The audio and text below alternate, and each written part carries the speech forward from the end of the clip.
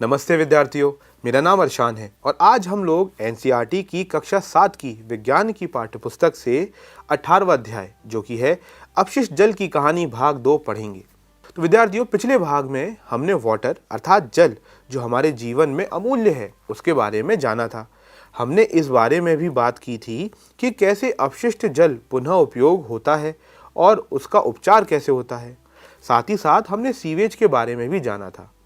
आइए हम अपने इस अध्याय में इसी बात से शुरुआत करते हैं जो कि है अपशिष्ट जल उपचार संयंत्र या अंग्रेजी में हम जिसे कहते हैं वेस्ट वाटर ट्रीटमेंट प्लांट। तो विद्यार्थियों, अपशिष्ट जल के उपचार में भौतिक, रासायनिक और जैविक प्रक्रम सम्मिलित होते हैं जो जल को संदूषित करने वाले भौतिक, रासायनिक और जैविक द्रव्यों को पृथक पृथक करने में सहायता करते हैं। तो विद्यार्थियों, पहले चरण में सर्वप्रथम अपशिष्ट जल को ऊर्ध्वाधर लगी छड़ों से बने शिलाका छने या जिसे अंग्रेजी में कहते हैं बार स्क्रीन से गुजारा जाता है। इससे अपशिष्ट जल में उपस्थित कपड़ों के टुकड़े, डंडियां, डिब्बे, प्लास्टिक के पैकेट, नैपकिन आदि जैसे बड़े साइज के संदूषक अलग हो जाते हैं, जैसे कि आप इस चित्र में भी देख रहे होंगे। अब दूसरे चरण में वाहित अपशिष्ट जल को ग्रिट और बालू अलग करने की टंकी में ले जाया जाता है। इस टंकी में अपशिष्ट जल को कम प्रवाह से छोड़ा जाता है जिससे उसमें उपस्थित बालू, ग्रिट और कंकड़ पत्थर उसकी पेंदी में बैठ जाते हैं। फिर तीसरे चरण में जल को एक ऐसी बड़ी टंकी में ले जाया जाता है जिसका पेंदा मध्य भाग की ओर ढलान वाला होता है और जल को इस टंकी में कई घंटों तक रखा जाता है जिससे मल जैसे ठोस उसकी तली के मध्य भाग में बैठ जाते हैं। इन अशुद्धियों को खुरच कर बाहर निकाल दिया जाता है। ये जो अशुद्धियां होती हैं इन्हें हम कहते हैं आपंक या स्लज। अपशिष्ट जल में तैरने वाले तेल और ग्रीस जैसी अशुद्धियों को हटाने के लिए अपमथित्र या जिसे अंग्रेजी में कहते हैं स्किमर का उपयोग किया जाता है। इस प्रकार साफ किया गया जल निर्मलीकृत जल कहलाता है, जैसे कि आप देख रहे होंगे। अब आपंक को एक पृथक टंकी में स्थानांतरित किया जाता है जहां ये अवायवीय जीवाणुओं द्वारा अपघटित हो जाती है। इस प्रक्रम में उत्पन्न होने वाली बायोगैस या जिसे हम कहते हैं जैव गैस का उपयोग ईंधन के रूप में अथवा विद्युत उत्पादन के लिए किया जा सकता है। फिर विद्यार्थियों, आती है चौथे चरण की बारी। चौथे चरण में निर्मलीकृत जल में पंप द्वारा वायु को गुजारा जाता है जिससे उसमें वायवीय जीवाणुओं की वृद्धि होती है।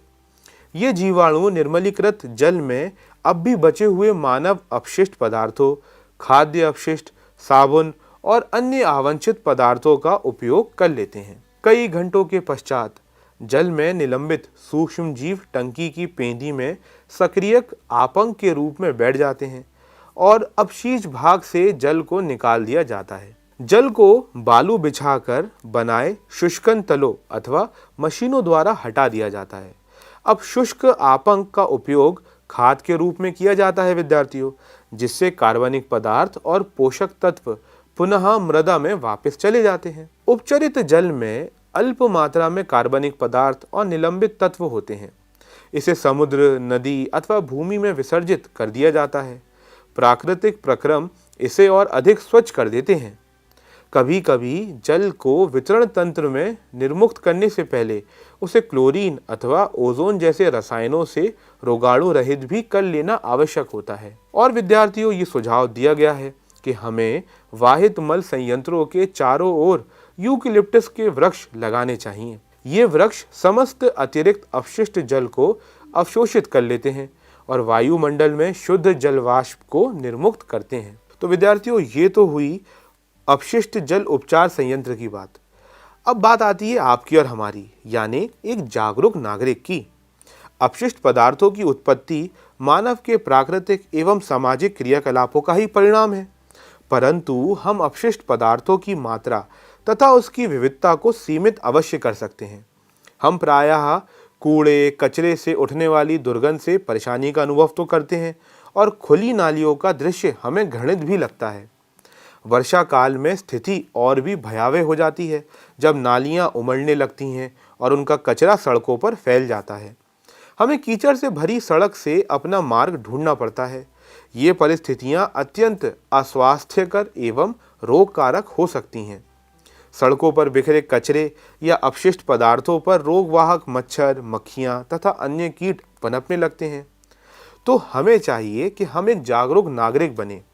और विद्यार्थियों, एक जागरूक नागरिक के नाते आपका कर्तव्य है कि आप नगर पालिका तथा ग्राम पंचायत को इन विषम परिस्थितियों के बारे में आगाह करें तथा उनसे यथोचित कदम उठाने के लिए आग्रह करें। यदि किसी घर से निकलने वाला वाहित मल पास पड़ोस में गंदगी फैला रहा हो तो आप उनसे अन्य नागरिकों के स्वास्थ्य के प्रति संवेदनशील होने का निवेदन भी करें। आइए विद्यार्थियों, अब आगे बढ़ते हैं अगले विषय की ओर, जो कि है अच्छी गृह व्यवस्था बनाए रखने की प्रक्रिया। विद्यार्थियों, अपशिष्ट पदार्थों और प्रदूषकों को उनके स्रोत पर ही कम करने अथवा हटा देने की एक विधि इस बात के प्रति सचेत रहना है कि आप नालियों में किस प्रकार के पदार्थ बहा रहे हैं। जैसे खाना पकाने के तेल और वसाओं को नाली में नहीं बहाना चाहिए।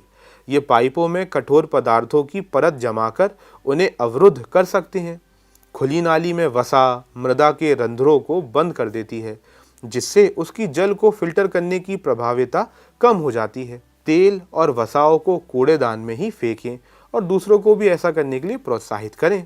साथ ही साथ विद्यार्थियों, पेंट, विलायक, कीटनाशक, मोटर तेल और औषधियाँ आदि रसायन उन सूक्ष्म जीवों को मार सकते हैं जो जल के शुद्धिकरण में सहायक होते हैं। इसीलिए इन्हें भी हमें नाली में बहाना नहीं चाहिए। अब जैसे प्रयुक्त की हुई चाय की पत्ती, बचे हुए ठोस खाद्य पदार्थ, मृदु खिलौने, रुई, सैनिटरी टॉवल आदि को भी कूड़ेदान में ही फेंकना चाहिए।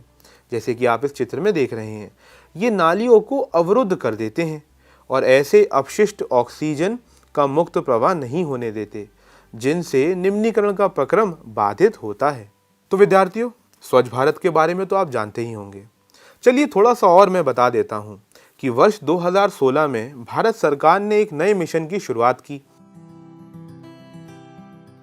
जिसके तहत उचित सीवेज निपटान और सभी के लिए शौचालय प्रदान करने जैसे बहुत सारे अभियान भी शुरू किए गए हैं। तो आगे बढ़ते हैं विद्यार्थियों और बात करते हैं स्वच्छता और रोग की। स्वच्छता की कमी और संदूषित पेयजल अनेक रोगों का कारण बनते हैं। आइए हम अपने देश की स्थिति पर चर्चा करते हैं। हमारी जनसंख्या का एक बड़ा भाग आज भी मल व्यवन व्यवस्था की सुविधाओं से वंचित है। ऐसे व्यक्ति मल विसर्जन के लिए कहाँ जाते हैं? क्या कभी आपने सोचा है? हमारी जनसंख्या का बहुत बड़ा भाग खुले स्थानों, नदी के किनारों, रेल की पटरियों, खेतों और अनेक बार सीधे जल स्रोतों में ही मल त्याग करते हैं। अनुपचारित मानव मल स्वास्थ्य संकट का एक कारण है। इससे जल और मृदा का प्रदूषण हो सकता है। सतह पर उपलब्ध जल और भौम जल दोनों मानव मल से प्रदूषित हो जाते हैं। भौम जल कुएं, ट्यूबवेल, झरनों और अनेक नदियों के लिए जल का स्रोत होता है और इसके बारे में आपने अध्याय 16 में भी पढ़ा है। अतः अनुपचारित मानव मल जल जनित रोगों का सबसे सुगम पथ बन जाता है। इनमें हैजा, टाइफॉइड, पोलियो, मेनिंजाइटिस, हेपेटाइटिस और पेचिश जैसे रोग सम्मिलित हैं। इसीलिए हमें चाहिए कि हम मल का निपटान करें।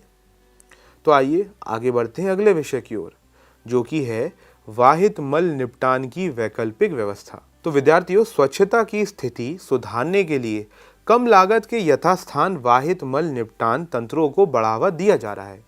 इसमें से कुछ उदाहरण हैं सेप्टिक टैंक, रासायनिक शौचालय, कंपोस्टिंग पिट आदि।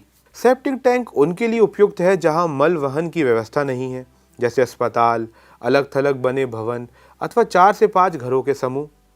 कुछ संगठन मानव अपशिष्ट के स्वच्छता पूर्वक निपटान की तकनीकी सुविधाएं भी प्रदान करते हैं। इन शौचालय में अपमार्जन की आवश्यकता नहीं होती और शौचालय से मल बंद नालियों से होता हुआ बायोगैस संयंत्र में चला जाता है।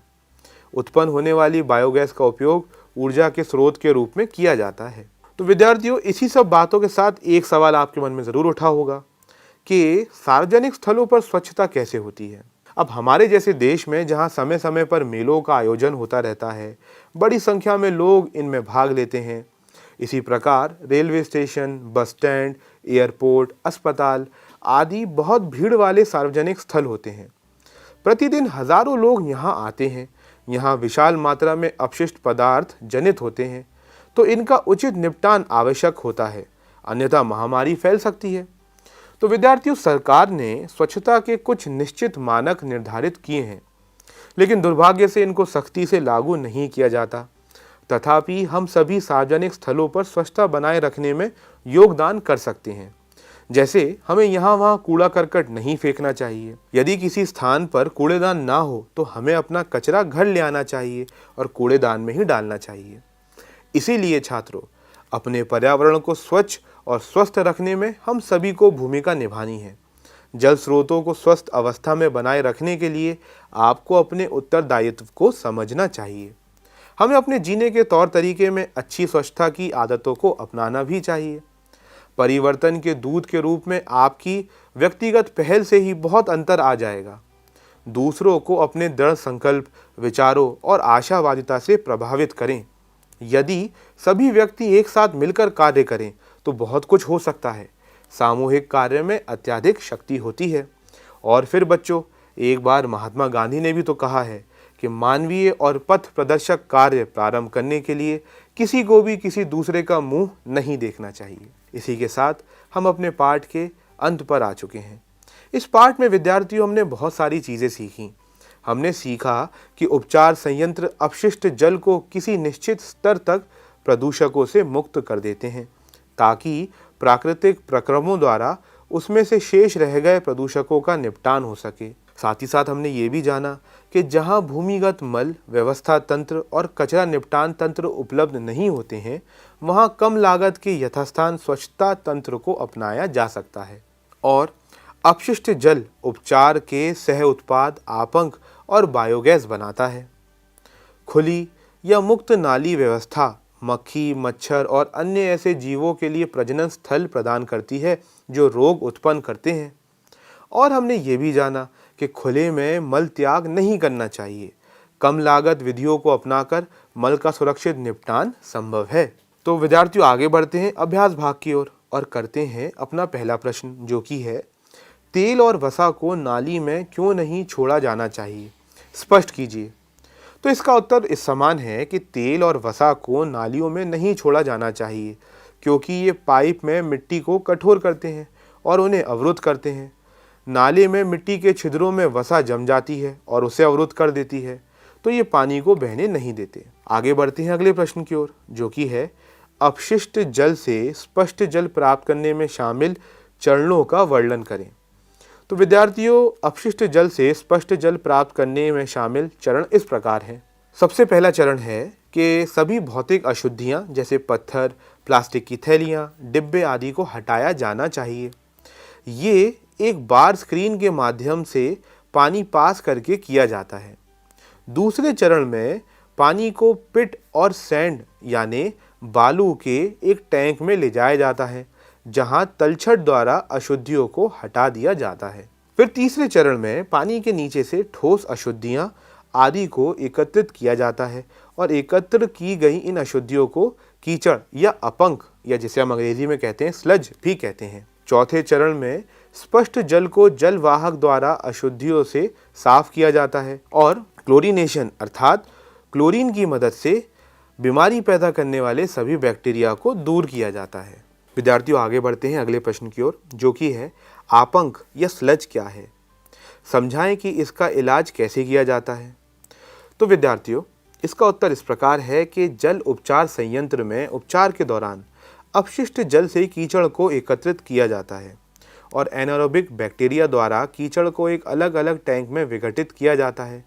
सक्रिय कीचड़ का उपयोग खाद के रूप में किया जाता है। आगे बढ़ते हैं अगले प्रश्न की ओर, जो कि है अनुपचारित मानव उत्सर्जन स्वास्थ्य के लिए खतरा है, स्पष्ट कीजिए। तो विद्यार्थियों, इस प्रश्न का उत्तर कुछ इस प्रकार है कि अनुपचारित मानव मल स्वास्थ्य संबंधी कई समस्याओं का कारण बन सकता है।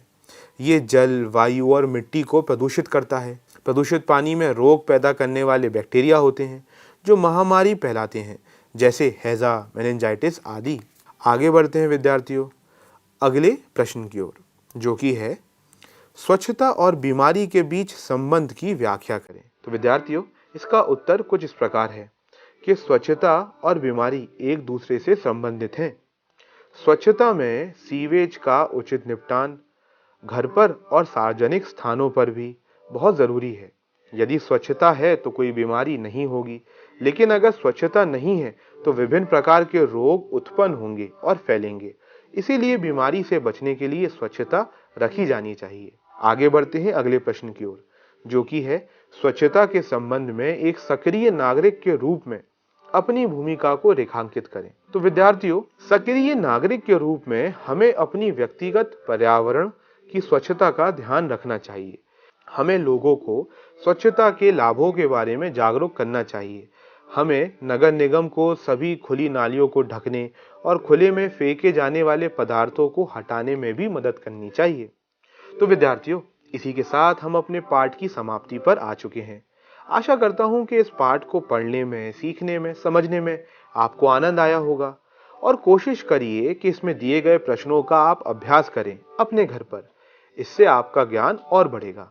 हम लोग अगली बार फिर मिलेंगे किसी अन्य दूसरे रोचक पाठ के साथ। तब तक के लिए धन्यवाद।